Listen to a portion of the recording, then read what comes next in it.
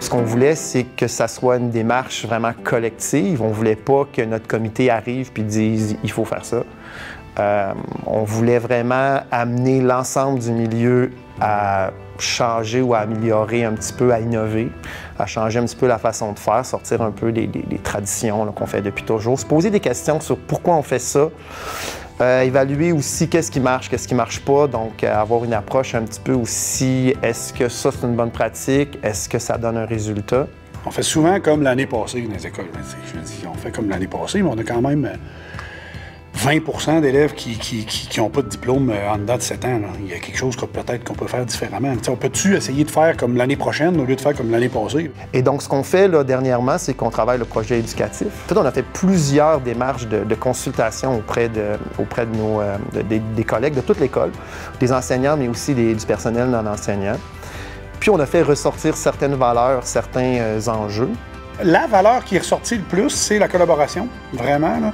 Collaboration beaucoup entre enseignants, entre départements même. Puis là, évidemment, ce qui ressort quand on parle de collaboration, c'est qu'on se parle pas assez, comme prof, entre profs d'un même département, entre départements. Des fois, on travaille chacun de notre bord, puis on pourrait faire des choses communes qui seraient bénéfiques pour l'élève et pour les profs. Plus on échange là-dessus, en lien particulièrement avec le développement professionnel, plus on se rapproche que la clé, c'est peut-être justement le partage, la communication. Les CAP.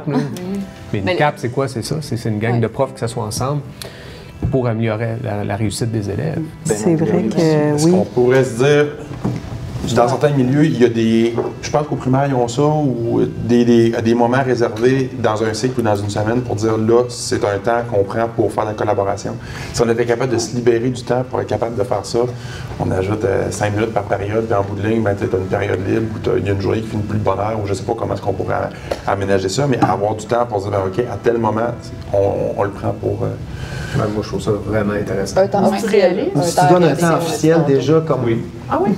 Non, mais je donne un exemple.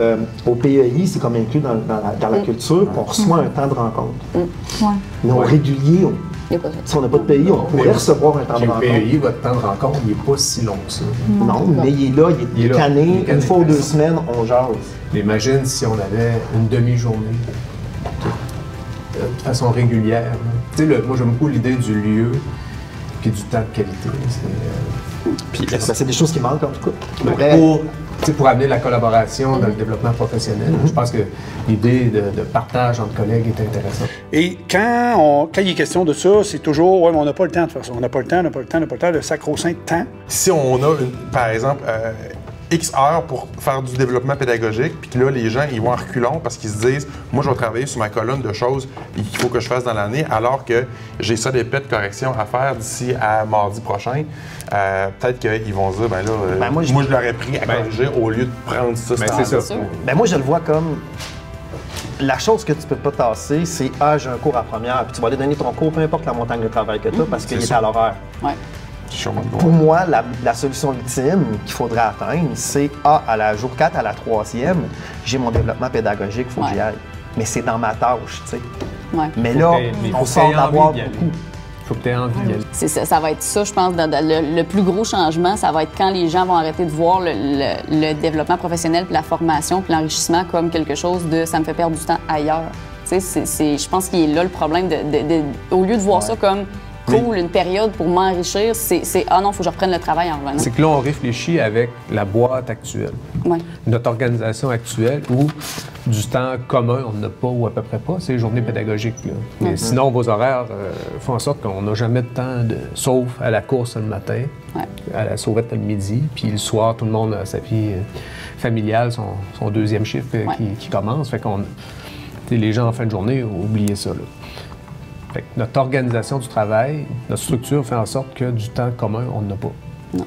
Donc, si on veut s'en dégager et qu'on dit que c'est important, bien, on l'a parlé tantôt au début de la rencontre, je pense qu'il y a une clé là, c'est de voir notre organisation du travail. Ouais. Fait que je pense que si on était capable de libérer du temps puis de dire ça, c'est réservé à ça, j'ai comme l'impression que les gens seraient capables d'embarquer là-dedans parce que tous les profs veulent être le meilleur prof qu'ils peuvent être en classe. Puis si on leur donne la chance d'être un meilleur prof, Donc, de faciliter leur job, puis de faire en sorte qu'ils ont des meilleurs résultats, je pense qu'ils vont tout embarquer là-dedans. Oui. Il commence à germer une idée d'un potentiel réaménagement du temps. Tu sais, comment utiliser mieux nos minutes, parce qu'on est ici plusieurs minutes par jour, que ce soit en rallongeant un petit peu les cours, en diminuant la durée de la période du midi, pour se libérer. J'extrapole, là, ça peut être un avant-midi, un après-midi par cycle, où il est question justement parce qu'il a été question dans la collaboration de CAP. Puis là, les CAP, tout le monde dit « Ouais, mais là, moi, une CAP, ça m'intéresserait peut-être, mais je veux pas... » Les profs sont pas toujours partants pour se faire libérer sur des heures d'enseignement.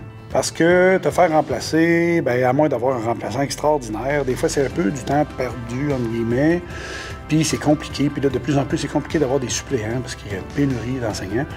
Et là, de fil en aiguille, on en est venu à dire, bien, si on réaménageait ça, si les CAP, ils étaient cet après-midi-là ou ce matin-là, ou peu importe cette demi-journée-là, pendant le cycle, et là, je voyais là, des étincelles qui s'allumaient. Là, c'était comme, oh oui, c'est vrai, ça, c'est pas fou. Là. Fait que ça, je pense qu'au niveau pratico-pratique, c'est probable. Je n'ai pas de boule de cristal, mais c'est probablement ce qui s'en vient là, dans les CAP. Puis réaménager le temps, là, je pense que ça va revenir beaucoup dans nos discussions.